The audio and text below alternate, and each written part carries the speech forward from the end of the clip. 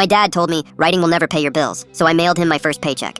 I grew up in a small town where dreams were considered hobbies until proven profitable. My dad was the kind of man who measured success in hours worked and dirt under your fingernails. He built houses for 40 years, never missed a day, barely missed a bill, but also never smiled much. I was different. While he worked with hammers, I worked with words. I used to sit on the porch with an old notebook, scribbling words in pencil while my dad repaired lawnmowers in the garage. He'd glance over and say, "You call that work?" I'd just shrug. When I told him I wanted to be a writer, he didn't even look up from his wrench. "Writing's not a job," he said. "It's a waste of time. You'll starve." He said it again when I got into college for English. "So you'll pay thousands to learn how to be unemployed?" And again when I told him I landed a content internship. "So you're basically writing ads. Creative." I spent years chasing small wins, submitting short stories, blogs, anything. I'd get rejected 20 times, get published once, and keep going, but his voice was always there. That quiet sentence, "You'll never pay your bills doing that." It got to me. Some days I wondered if he was right. So I got a second job at a hardware store. The irony wasn't lost on me. I stocked shelves by day, typed by night, and fell asleep to the sound of both nails hitting wood and my keyboard clicks echoing in my head. Then, things shifted. A small client I'd written articles for recommended me to a bigger one, a software startup. They asked me to write a brand script, something simple. It spread. Suddenly, freelance became full-time. Agency called, projects stacked. Within 3 years, I had my own copywriting business. Nothing fancy,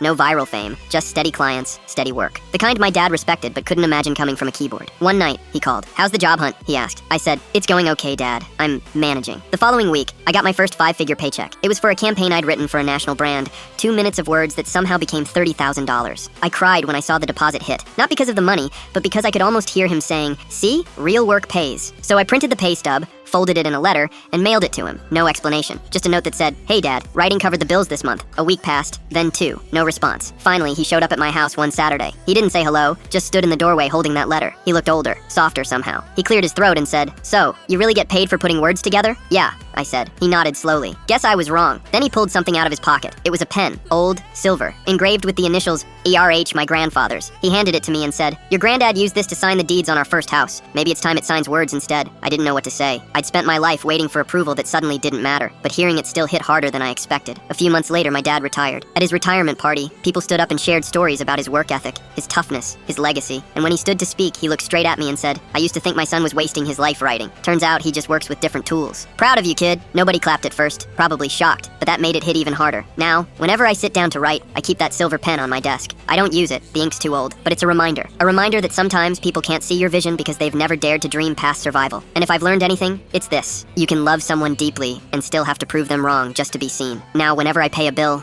I smile, not out of spite, but gratitude, because it wasn't his belief that built me, it was his doubt.